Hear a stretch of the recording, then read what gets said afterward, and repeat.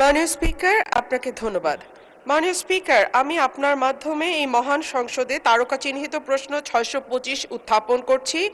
অর্থমন্ত্রী মহোদয় অনুগ্রহ করে বলবেন কি বর্তমানে বাংলাদেশে বিদেশি ঋণের পরিমাণ কত? উক্ত ঋণ পরিশোধে এ পর্যন্ত কি কি পদক্ষেপ গ্রহণ করা হয়েছে? বর্তমান সরকার ক্ষমতা গ্রহণের পর থেকে এ পর্যন্ত কোনো ঋণ পরিশোধ করা হয়েছে কিনা, করলে তা কত? ধন্যবাদ মাননীয় স্পিকার। মাননীয় মন্ত্রী। ধন্যবাদ মাননীয় স্পিকার।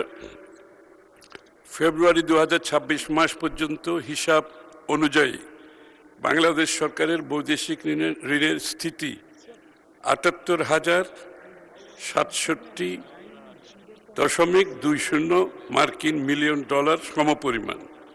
অর্থনৈতিক সম্পর্ক বিভাগ সরকারের পক্ষে বৈদেশিক ঋণ পরিশোধ করে থাকে। প্রতি বৎসর বৈদেশিক ঋণ পরিশোধের জন্য ঋণের আসল ও সুদ বাবদ সম্ভাব্য মোট ব্যয় কত হতে পারে তার একটি প্রক্ষেপণ তৈরি করা হয় এবং সেই পরিমাণ অর্থ ঋণ পরিশোধ বাবদ বাজেটে সংস্থান রাখা হয়।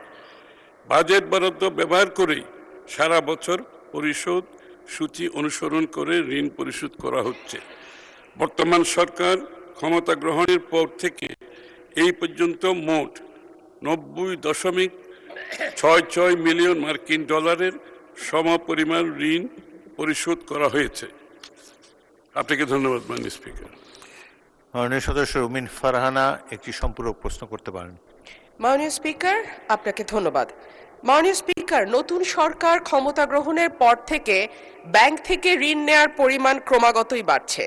ক্ষমতা গ্রহণের মাত্র 52 দিনে ব্যাংক থেকে 44,500 কোটি টাকা ঋণ নিয়েছে বর্তমান সরকার। সরকারের দ্রুত ঋণ বৃদ্ধির কারণে ইতিমধ্যে চলতি অর্থবছরে বাজেটে নির্ধারিত লক্ষ্যমাত্রা ছাড়িয়ে গেছে। এবার বাজেটে লক্ষ্যমাত্রা ধরা হয় 1,04,000 কোটি টাকা। সেখানে চলতি অর্থবছরের জুলাই থেকে 9 এপ্রিল পর্যন্ত সরকার ঋণ নিয়েছে 1,12,761 কোটি টাকা, যা লক্ষ্যমাত্রার 108%। এর মধ্যে অন্তর্বর্তী সরকার জুলাই থেকে 16 ফেব্রুয়ারি পর্যন্ত নেয়া ঋণ 68,229 কোটি টাকা। বাংলাদেশ ব্যাংকের প্রতিবেদন থেকে এই তথ্য পাওয়া গেছে। মাননীয় স্পিকার, অন্যদিকে রাজস্ব আদায়ে অর্থবছরে 8 মাসে লক্ষ্যমাত্রা থেকে পিছিয়ে আছে প্রায় 71,500 কোটি টাকা। মাননীয় স্পিকার, আপনার মাধ্যমে মাননীয় মন্ত্রী মহোদয়ের কাছে আমার প্রশ্ন, আমরা রাজস্ব বাড়ানোর ক্ষেত্রে এবার নতুন কোনো পরিকল্পনা নিচ্ছি কিনা, করের আওতা বাড়ানো হচ্ছে কিনা এবং হলে সেটি কিভাবে? ধন্যবাদ মাননীয় স্পিকার। মাননীয় মন্ত্রী। ধন্যবাদ মাননীয় স্পিকার। যে ঋণের কথা বলা হচ্ছে সেটা মূলত বিগত আমরা কিন্তু ফেব্রুয়ারি থেকে এখন পর্যন্ত মাত্র 2 মাস এর মতো সরকারে এসছে। সুতরাং এটা ক্যারি ওভার হচ্ছে আগে থেকে। সুতরাং এই সংখ্যাটা এখানে বোধহয় প্রযোজ্য না, 1 নম্বর। 2 নম্বর হচ্ছে বিএনপির যে অর্থনৈতিক পলিসি সেটা হচ্ছে স্থানীয় ব্যাংক থেকে ঋণ কমিয়ে আনা। এবং আমি নিশ্চিতভাবে আপনাদের বলতে চাই, আগামী বাজেটে তার পরবর্তী সময়ে আপনারা দেখতে পাবেন আমরা প্রায় সরকার স্থানীয় ব্যাংক থেকে ঋণ কিভাবে কমিয়ে আনছি ক্রমান্বয়ে, এবং এটার প্রতিফলন আপনারা আগামী দিনে দেখতে পাবেন, এই বাজেটেও দেখতে পাবেন। তো সুতরাং ঋণ যেটা বিগত দিনের তো অনেক লাইবিলিটি আমরা গ্রহণ করেছি।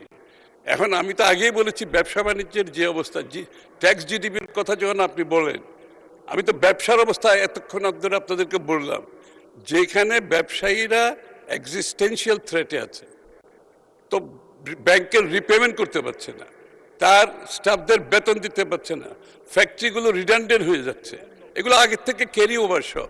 তো সেই ক্ষেত্রে ট্যাক্স জিডিপি যেটা আমরা রেখে এসেছিলাম অনেক উপরে, সেটা বিগত সরকারগুলো কমিয়ে কমিয়ে সাথে নিচে নেমে আসছে। আবার এটা আমরা যেখানে রেখে আসছিলাম ওখানে তুলতে হলে মাননীয় স্পিকার একটু সময় দিতে হবে, কিন্তু বিএনপি সরকার সেই কাজটা ভালোভাবে সম্পন্ন করবে, আমি আপনাকে নিশ্চিতভাবে বলতে পারি।